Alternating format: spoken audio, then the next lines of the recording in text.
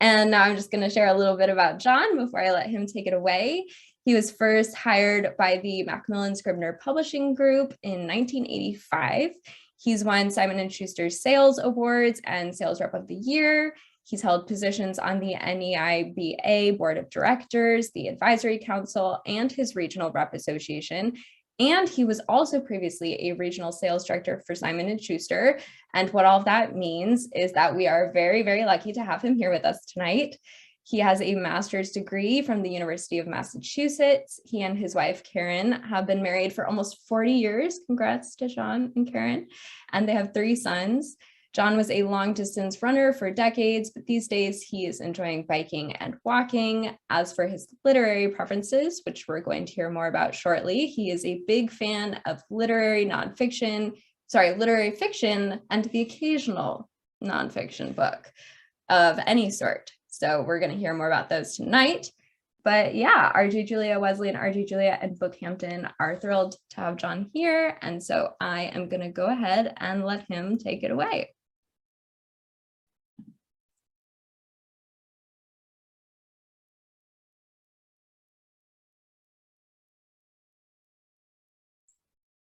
There we go.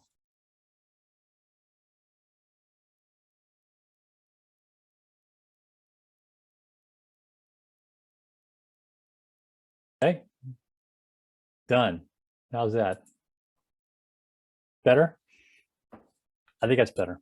I'm going to pretend that it's better. I'm going to start talking. And if nobody can hear me, then we'll go with the flow. We can hear you, John. Sorry about that. That's all right. That's okay.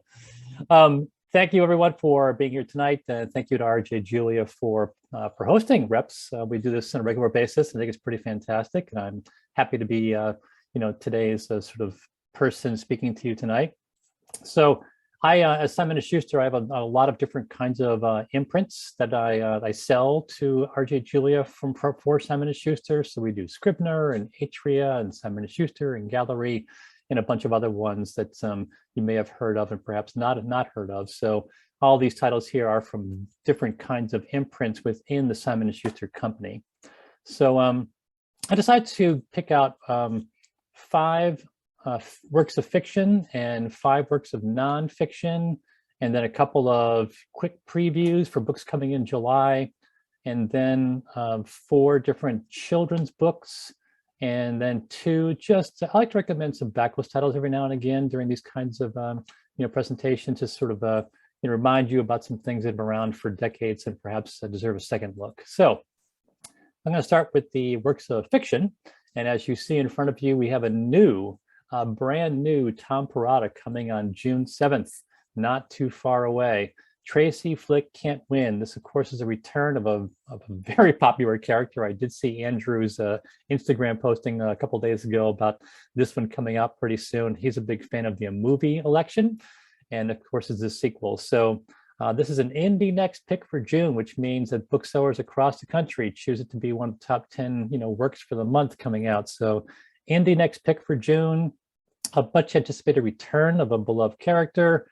What I like about Tom Parata in all of his books, really, and this one in particular, but all the others as well, is the way he handles women characters. He's always done a very nice job presenting them and their points of view, from Election back in the day, as well as Little Children and The Leftovers and Mrs. Fletcher most recently, and this one right here. He has a keen eye, and not being a woman myself, but I think the way he writes about women seems to be pretty true to form and seems to be received that way too. So I'm not going to give you any spoilers.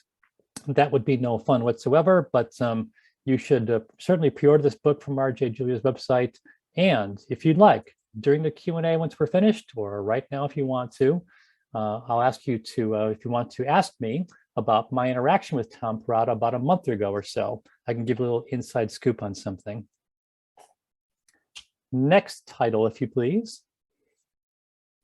The Shore. The Shore is also an Indie Next pick for June, which is kind of a delight for the publisher because Katie Rund is a brand new to debut author. She's brand new, and she just did an outstanding job with this work of fiction. The New York Times called it an absorbing, lucid, and true work of fiction. You can see in the catalog copy there, yes, they're referring to it as a beach read, but it's a pretty serious book. It is set on the Jersey Shore, but it's a husband and wife and two teenage daughters, and the husband tragically comes down with brain cancer, and so the mother, Margot, has to sort of work, by herself, taking care of all their rental properties that they own, and cleaning and managing, and the kids have to work part-time jobs anyway, but now they got to do another part-time job, and it's all what's going on in the family, the difficulties involved with dealing with a husband who's dying slowly, and teenage daughters who want to be teenage daughters. I thought it was very, very well done work of fiction, and I hope that you get a chance to enjoy it as well. I have a recommendation for you guys. Again, when you get to the QA portion, I like to recommend sort of similar backlist titles. And so if anybody is in mind, make sure to ask me about that once we are finished. Next novel, please. You Made a Fool of Death with Your Beauty. Probably one of the most interesting titles that I've seen in quite a while. Akweke Ametsi's book. You can see all the quotes there from Marie Claire and from Book Riot, riveting and emotional. We have quotes from all the other ones. You see metallics up above that. I liked a lot was a quote from R.O. Kwan, who wrote The Incendiaries. She did a review with the New York Times, and she wrote an unabashed ode to living with and despite pain and mortality. Ametsi's previous novel was The Death of Vivek Oji, and that was similarly a literary novel about grief. And this one is as well, but Ametsi writes two different kinds of books. The first one, Vivek Oji, was kind of more on the literary side. This one's more on the, racy kind of sexy sort of side of things. But the character does, deal with grief, and the writing is certainly top notch. The other thing I'll sort of give to you as a caveat is if you are not a fan of language being used, which is the code word I'll use for racy and salty. If you don't like language, then just sort of, be careful there. But everyone else thinks it's a pretty fantastic read, and so did I. Next.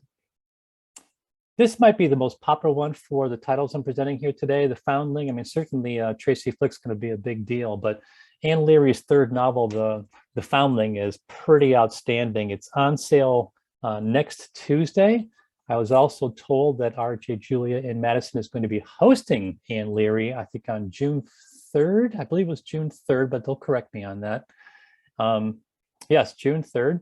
And she's great. Anne Leary is pretty fantastic. You see the catalog copy there. It's 1927.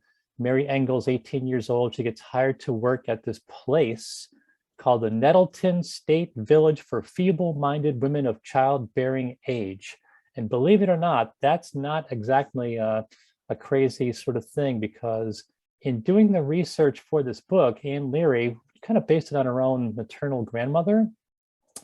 Her grandmother had worked at a place exactly like this. It was in Laurelton, Pennsylvania, called the Laurelton something Feeble-Minded Women from Childbearing Age.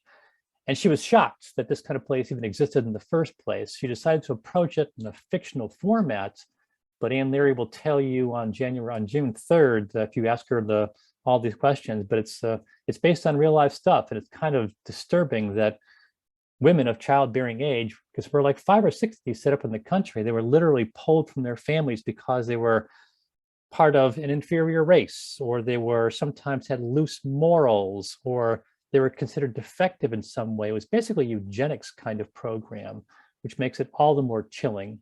The novel is pretty fantastic. She does a great job sort of putting in the whole storyline and having it all work out for our main character. So another Indie Next pick for June. So enjoy the event on June 3rd. Next slide, please. So we had 4 hardcovers. Now we have a work of paperback fiction. This is a perfect beach read.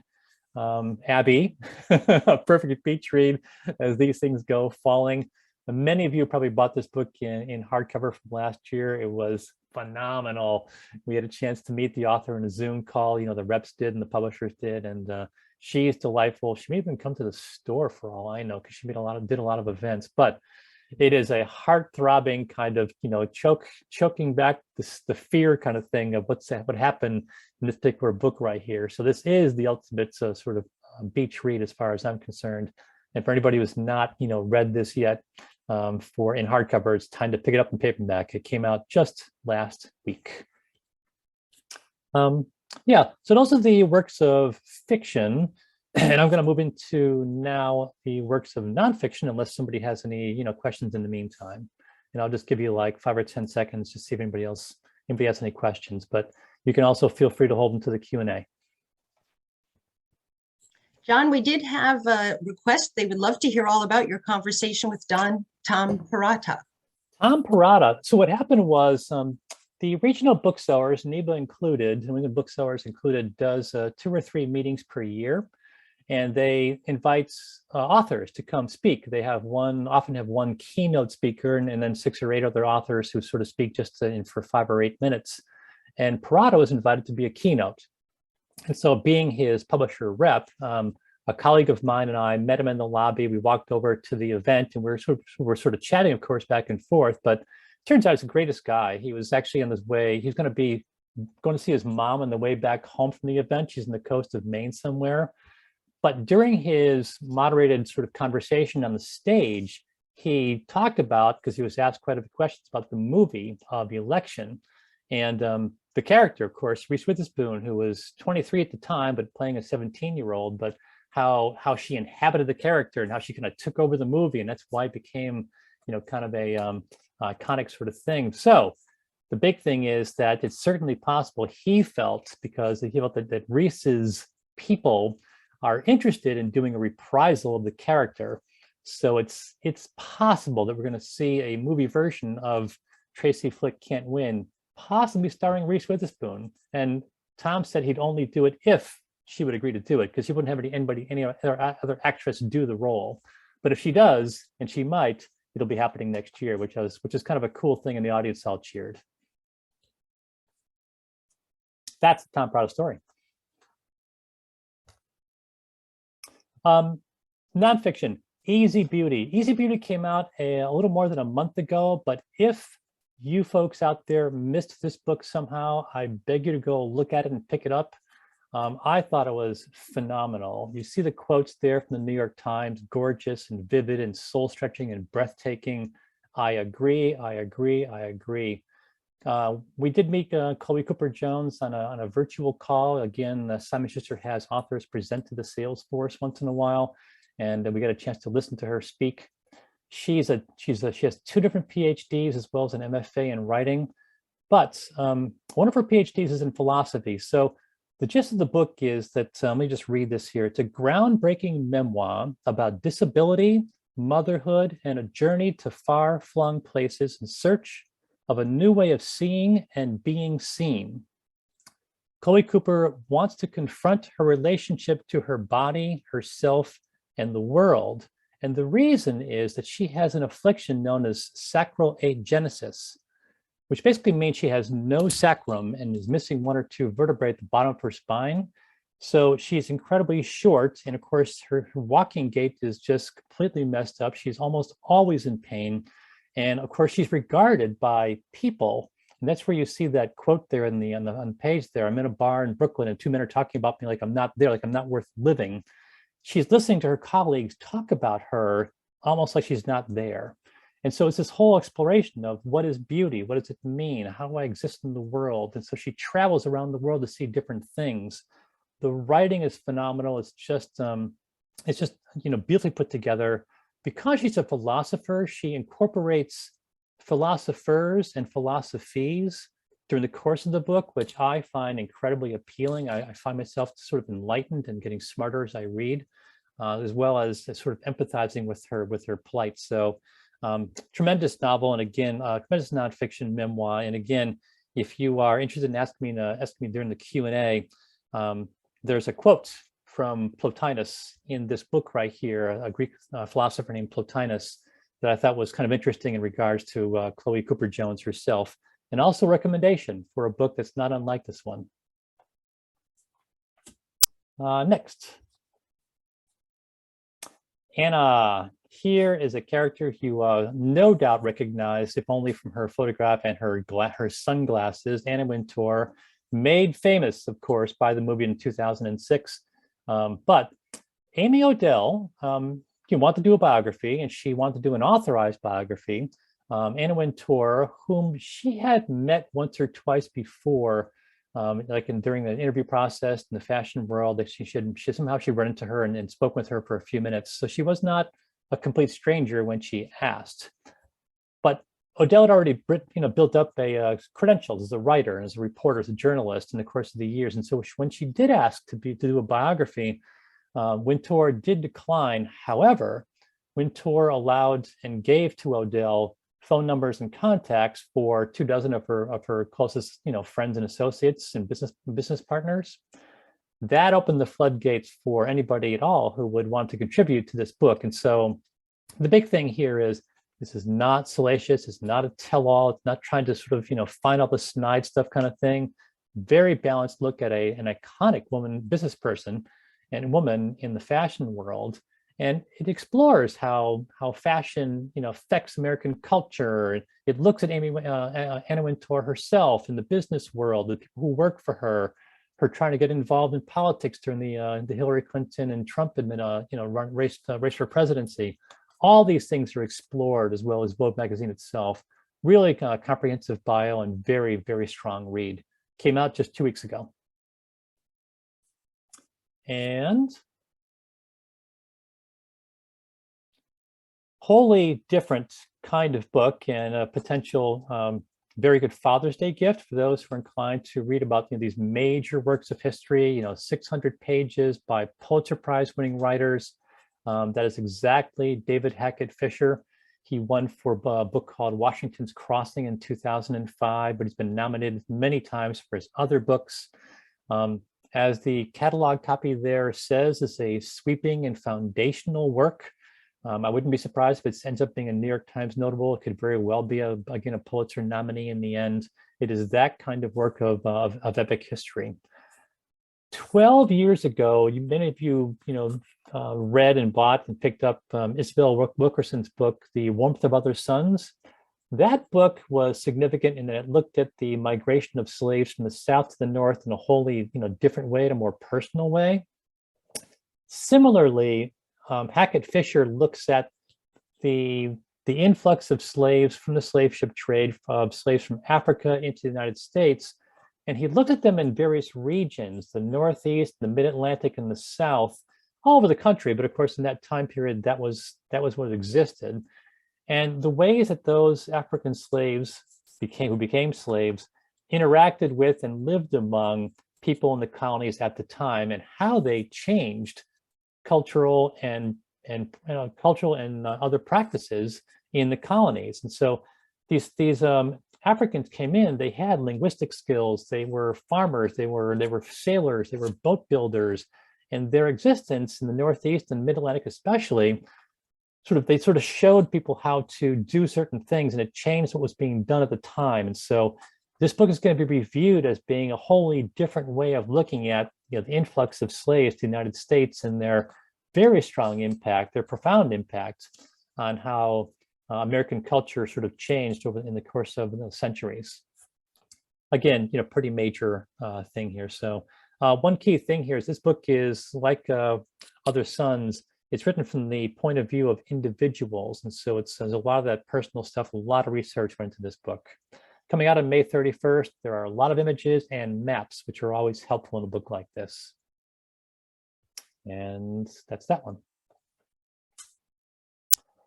Another potential Father's Day gift, The Man Who Broke Capitalism.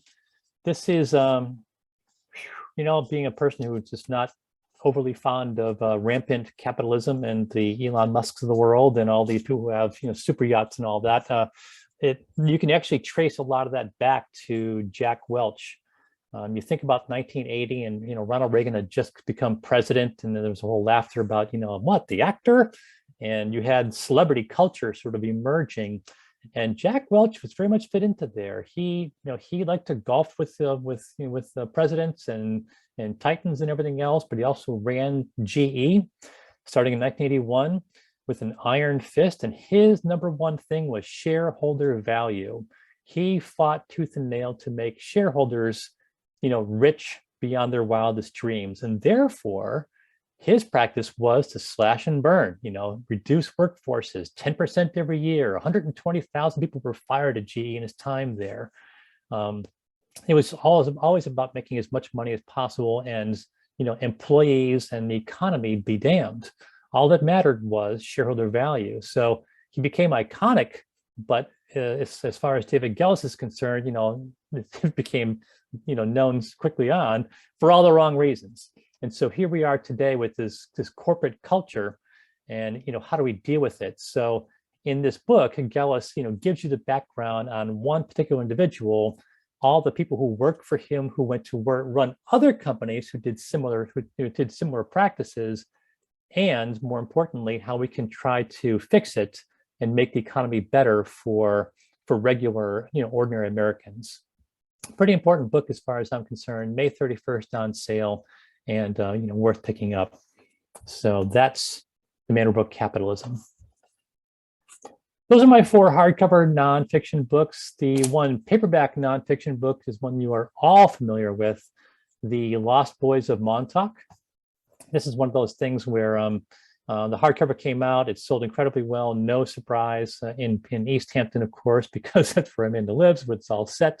But it's a very well-written work of nonfiction, a very moving portrait of the sailors themselves, how young they were. My goodness, that was what they were like, 24 and 22 and 18 and 19, something like that. Just, so tragic, such young lives. But, the impact on the families and that sort of thing too. So there's a lot going on with this book right here. And there's going to be another event with Amanda Fairbanks at the store in East Hampton on June 24th, I believe I wrote down somewhere. I think I saw it in the chat. So yes, feel free if you can to go see her again and do her presentation of this book in paperback coming on June 24th. The book came out last week. Very strong nonfiction read in paperback. That's it for that one. So before we get to the children's books, these are 2 quick looks at books coming out in July that I think are absolutely outstanding. One's very familiar to you, and one is not. This one right here, Fellowship Point, is an author you've probably never heard of unless you've been around long enough and have read her story in The Gloaming, which was made into a movie, I think, with somebody, a TV movie at some point. But it was voted one of the best short stories of the century by John Updike. It was one of those chosen titles. This author did a book in 2002. After that collection came out, In the Gloaming came out in collection, she did a novel, but hasn't done a thing since. This book right here has been 17 years in the writing and research. There were personal issues. There were other things going on in her family. She has taken her time with it, but she has not lost her touch. She's an outstanding writer. This is a book, as you see there, of lifelong friendship. There are 2 main characters, one principally, who you will just be compelled to stay with all the way through. These characters are in their upper 70s and lower 80s, but they are vibrant, and one particular wants to save a Fellowship Point. Is an actual point of land off the coast of Maine that her family has owned for decades, generations, and she wants to preserve it in perpetuity by giving it to a land trust. And therein lies this conflict of family members who want to do something else with the land, and she is adamant about what it should be. But really outstanding work of literary fiction. It's an old-fashioned novel in the best sense of the word. I think you'll find that you'll really love it come on July 5th. Be sure to place your pre-orders. And the second one, much more easy because Ruth Ware, Woman in Cabin 10, and other books that she's done over the years have always been #1 bestsellers. This one is not going to be any different. It's July 12th coming out. So again, pre-orders, put them out there, get your copy as soon as you can. It's the usual suspense story. I've not had a chance to read this one yet, but I'm sure the people, the staff at RJ Julia probably has, because they're on these things. And it'll be, I'm sure, another outstanding contribution to her series of suspense novels. And so Ruth Ware is coming on July 12th. I'm going to drink of water before I move on to the children's books, so please forgive me.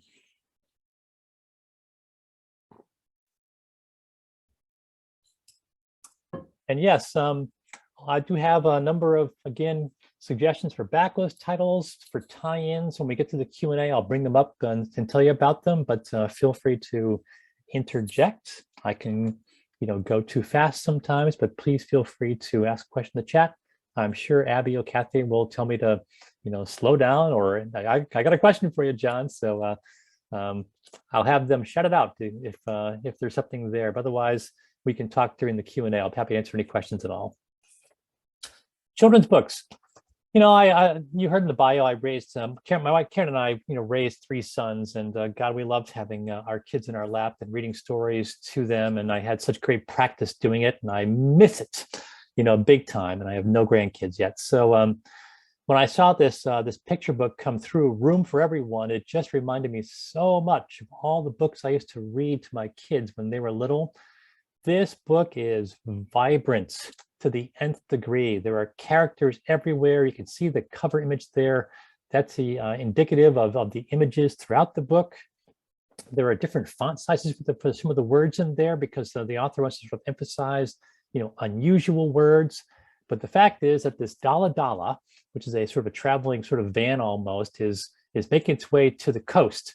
And people were walking towards the beach, and this guy keeps on stopping, saying, "Get in, it's too hot out there, get in the bus." And the people in the bus are like, "No, there's no room." And the driver says, "Sure, there's room for everyone." So you have a counting book where there's, 1 of this, and then 2 of that, and then 3 of the other thing, and 4 of that thing, and they're all cramming into the bus. The sights, the sounds, the smells, I swear they're all there for you. It's a very sensory experience. I hope you get a chance to go back to the store and pick it up and look at it, because it's going to be a fantastic gift for, somebody who has a young one at this age level. It's just delightful. I can't tell you how much I liked it. So I have a little story here too. If you get to the Q&A, about a personal experience, not me, but my wife Karen and our son Steve. I can tell you about their experience that's not unlike this one right here. This title was also an Indie Next pick in hardcover when it came out in November. Next, Noodle. Noodle and the No Bones Day. Is this not adorable or what? It is coming on June 7th. Probably somebody in the audience has already heard about Noodle, because the TikTok videos are being followed by 5 million, have been seen by like 100 million or some crazy figure like that. So these are TikTok videos put out there by the author, Jonathan Graziano, and his pug, Noodle. And he finds out in the morning on these TikTok videos whether it's a bones or a no bones day. And it's kind of hilarious to watch it happen. So we commissioned a picture book. It's just delightful to go through. It's out on sale in 2 weeks, but you got to love a pug. I'm a pug guy all the way. But the big thing is that Graziano, in an interview on today's show, took pains to point out that, a bones day, you have energy, you have motivation, you want to get things done. That's, hopefully most of the time. But he also wanted to point out that having a no bones day doesn't mean that you're lazy. He wanted to point out that basically it's a mental health day. Some days you just don't feel like having any bones. You want to just, not do that. So it's sort of a way to accommodate for yourself, to keep yourself, mentally healthy, which is the important thing. So Noodle and the No Bones Day coming on June 7th. Hope you enjoy it. A paperback of a middle grade novel that came out in hardcover back in January of 21. I saw that R.J. Julius sold a fair number of this book in hardcover. The author was it's a debut author when it came out, and it's now out in paperback. Came out on May 3rd. And if you haven't read this, it's really anybody who of any age can read this book. I read it just about 6 months ago or so. And 12-year-old Maddie is, you see the catalog copy there, she hatches a scheme for a secret sleepover with her 2 best friends, and she tells her divorced parents, she tells her mother she's going here, she's told her father she's going there, and all of a sudden she ends up alone because her 2 friends decided not to make the night, right? So she's alone at her grandmother's house, and overnight there's this big disaster comes to the place. Nobody knows what it is. It's sort of untold what it is, but the entire state evacuates. And Maddie wakes up in the morning, literally, because she's in this house alone, not telling anybody where she was. She's alone. And everybody thinks that she's somewhere else. And so she's literally in this town all by herself. She remembers what her dad always told her, stay, if you're lost, stay where you are, stay with the car, stay at your house, stay where you are, somebody will come find you. Days go by, she encounters this lovely dog, and the dog becomes her companion, but nobody comes back. Weeks go by, months go by. How's she going to survive? Water, food, companionship, what do these things mean? Certainly water and food are important, but what about the companionship part? What about, human beings? What about interaction? What about talking? What does it mean to come to know yourself when you're alone for this long? How do you regard your family when they're missing? All these things are brought up in a very mature way by an author who's writing a book for 10 and 12-year-olds. I think it's remarkably well done. It's written in verse. There's a nice poetry angle running through the book as well, which really ties everything together quite well. So that's Alone. I encourage you to pick it up and get it for either for yourselves or for some young person for a summer read. And lastly, in hardcover, again, the middle grade set. This is for 8, 10, 12-year-olds. Zachary Ying and the Dragon Emperor. I'll pronounce this hopefully correctly. Jian J. Zhao is the author, and they would prefer they, them pronouns. But they had a very successful book in YA last year called Iron Widow, which I think you guys, RJ Julius, sold a lot of copies of. And Zachary Ying is the next effort by the author, but she's moving down a little bit in age. Still, it's a pretty good, cousin to the earlier book where you have a lot of similar kind of storylines going on. I'm going to do a quick read here for you. Zachary Ying's world is turned upside down when his body is invaded by the spirit of the first emperor of China. Because it turns out that Zachary Ying is like the 132nd, sort of, what's the word? Sort of a person down the line from the first emperor of China. So the emperor of China comes into his body and takes it over. And he, Zachary Ying, and the emperor has to lead a mission to save all humankind. And just as important, Zachary Ying has to save his mom from demons who are going to slowly kill his mother. So there's a lot of gaming stuff in here. There's a lot of virtual reality things to which I have no clue, but kids who are 10 and 12 will recognize these names and what the kids are doing in terms of these actions and these characters. But the trope of having a young person try to, tackle these monumental sort of feats, defeat evil in the biggest way, or in these almost impossible tasks, and how they go about doing that is always worth a very good read. And this is a very good writer who takes on this storyline. I've got a very good and completely obscure backlist tie-in title, which I'll tell you about during the Q&A. So be sure to ask me about that. That's it for all the new titles. But I've got also, I like to recommend a couple of really deep backlist titles that sort of harken back to books you read perhaps 20 years ago, but forgot about completely and how much you loved it. And so the first one here is The Big House. I can't see you folks, but you're probably nodding your heads because probably you guys have this in your houses, in your homes, on your bookshelves. It was a beloved book when it came out in 2002 or 3 in hardcover. This is the paperback on sale date. And of course, it is Cape Cod, right? I think we all sort of know at this point, it's Cape Cod house. The author's, family had a house there for decades. You see there 42 summers, and it's the family, it's the kids, it's all that's going on there. It was just one of those, just fabulous stories of a very close to home, in our case, close to home kind of lifestyle and existence for that day and that age. If you go back to it and pick it up and perhaps give it to somebody else who's not read it before, they might appreciate it very much.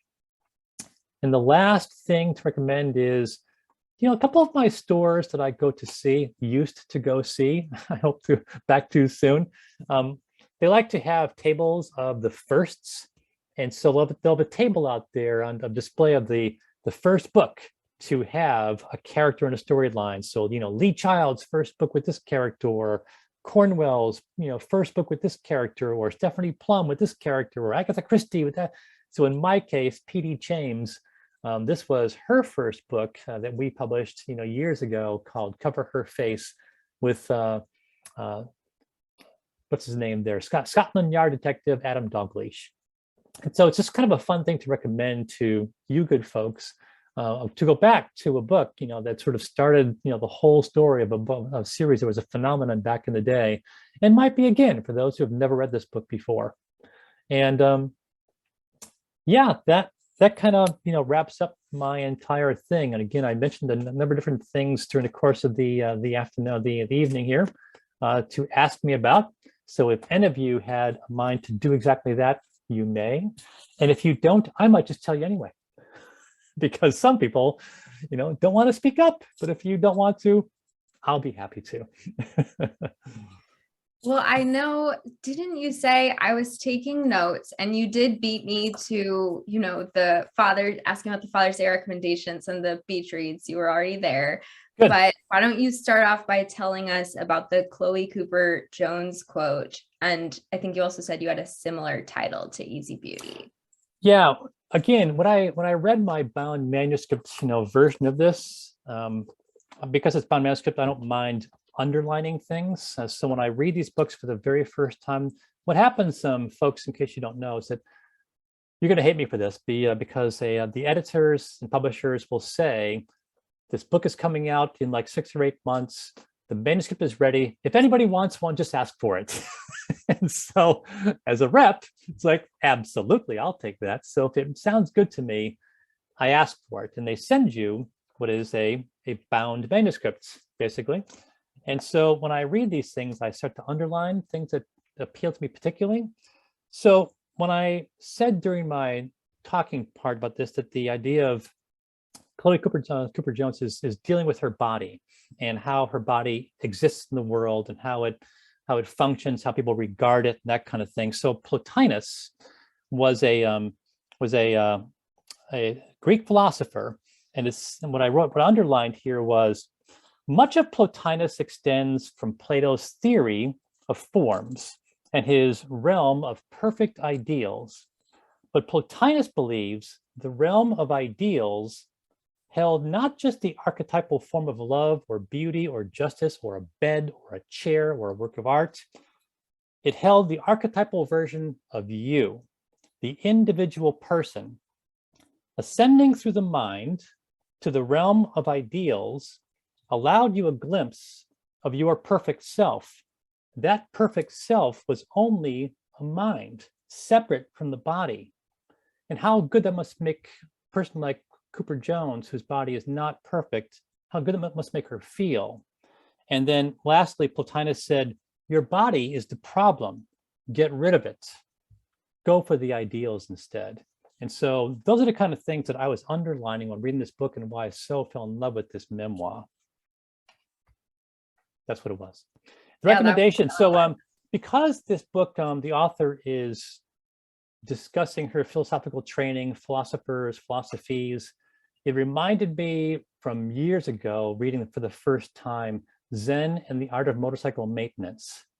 If no one's ever read that book before, go back and pick it up. The storyline is, is fairly simple. It's a father and son traveling the country on a motorcycle, but there's a great deal going on in the background about Aristotle and Plato and Socrates and all these sort of great philosophers from Greek times. And so if anybody out there is listening, you might get a chance to sort of be reminded about it or go back to it for the first time.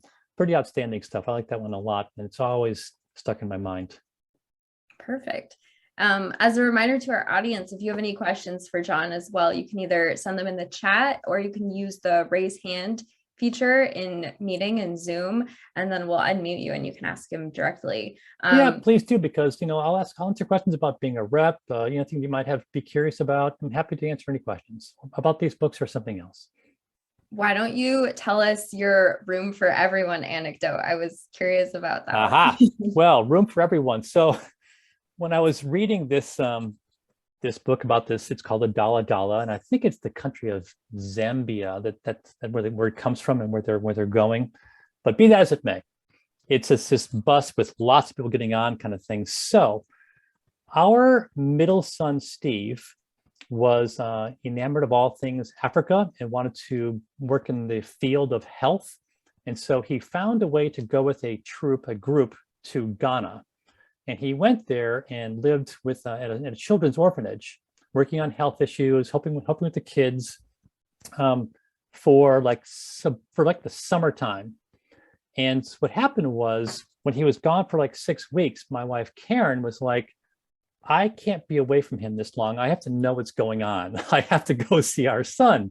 So we arranged that she would bring like two suitcases of goods for the kids in the orphanage. So she gets on a plane at JFK and flies to Accra on the coast of Ghana. Steve has come down to meet her at the airport. Great. They have to travel in a trotro to get to their town. It's like a 3-hour ride. And this trotro is remarkably like this Dala Dala, the way Karen described it, because people are jammed in there. It's hot as can be. There are chickens on there. There's all kinds of things going on. The bus is breaking down along the way. But it's a very familiar story to me, because Karen had told me all about it, and about their own ride on a trotro ride going from across the country in Ghana. So yes, not me personally, but yeah, Karen was on one of those babies. That's great. And then I think the other one I wrote down was Zachary Ying backlist title. What's the one that you were thinking of that would pair well? Oh, I read this book when I was probably, I was in my early 20s. I don't think I was 30 yet. I don't think I was, but I know I read it a long time ago. So it's called Prince Ombra, Ombra. And I have no idea if it's even in print. I hope it's available someplace from some minor, imprint someplace, but it's called Prince Ombra. But it was, I thought, even just the quintessential 12-year-old boy against evil. And when I read that book, man, it was like, holy mackerel! This the way the world is on this kid's shoulders. He has to save the entirety of mankind or humankind by defeating, and he has no idea how to do it. He's not capable. He's not ready for it yet, and yet he has to be. And so, reading this book by I think his name is Roderick Dalglish. Hang on, I got it written down here somewhere. Hang on. I have it someplace. Yeah, Roderick McLeish, Prince Ombra. And I just thought it was a fabulous read. If you can pick it up somewhere, it's a regular novel. It's not for kids. It's actually a novel that happened to have a 12-year-old character. But I was enthralled, way back when. I keep my copy for dear life right over there. I love that idea of like adult and kids YA novel pairings and book pairings. Like, why not, right? Have the same kinds of storylines and then read them at the same time as your kid and talk about how those stories play out. It's a great idea. This is something that I like to ask too. So you did mention the potential Tom Parata adaptation with Reese reprising her role, and obviously that's very exciting. But are there other books that you talked about tonight that you think we should read because they're either already on the calendar to get adapted, or you think they're probably going to get optioned pretty soon and we should get on top of that? I'm almost positive the Foundling has already been optioned. So Anne Leary's book, you can ask her when she's there, next week, you folks in the audience. But I think I read that one might have been optioned already, and it does make sense in terms of that kind of storyline. I don't think there are other ones that are there. No, because the nonfiction books wouldn't quite make it for a movie anyway. They would just go with with novels, and so it would make sense if the Lost Boys of Montauk would be, right, because that'd be kind of a perfect the perfect storm kind of thing, right? It's been done, but it might be a nice one.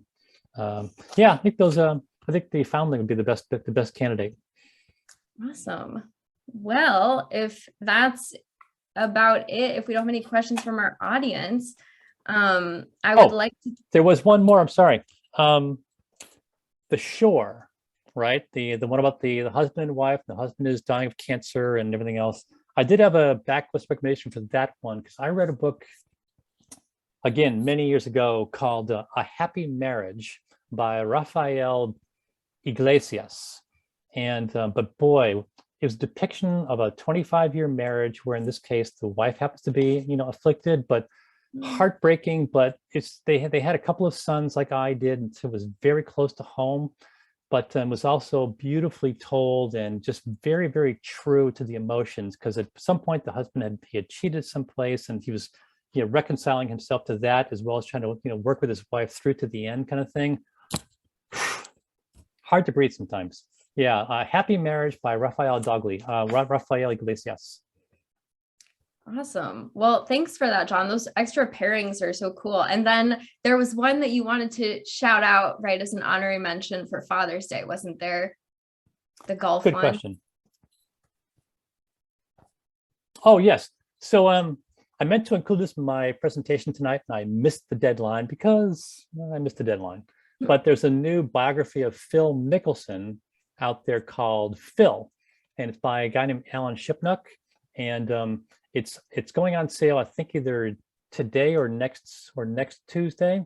But for golfing fans, Phil Mickelson is one of those sort of, he's in big trouble now because he caused a great stir by saying some dumb things and everything else. But it just makes the book more interesting because, who is this guy? Who is this character? Everybody loved him before. What's going on? So for golfing fans, male or female out there, because my mother's 85 and she loves golf. She likes Tiger better than Phil, but she loves golf. So I'll get a copy for her. But golfing fans for Father's Day, a book called Phil. Yeah, definitely. What's pretty cool too, Abby, was that in reading there's an interview called By the Book with Ann Leary. She did an interview with the New York Times called By the Book, and she, in all those series of questions, the person asked among the usual questions, what are your perfect endings? And I always get a kick out of things like that when I'm reading an interview like that. So she cited perfect endings, Raymond Carver's short story, Cathedral, and also A Small Good Thing. She said those two short stories by Carver had absolutely perfect endings. And she also cited a story by John Cheever called The Day the Pig Fell into the Well. Who knows? But she said, oh no, she said, the last line of those stories were just phenomenal. She said, it's like, wait a minute, I got to read these. I got to go find them somewhere, because how cool is that she thinks those are perfect endings? Well, wait, John, now I have to ask, what is your perfect ending? Can you think of one off the top of your head?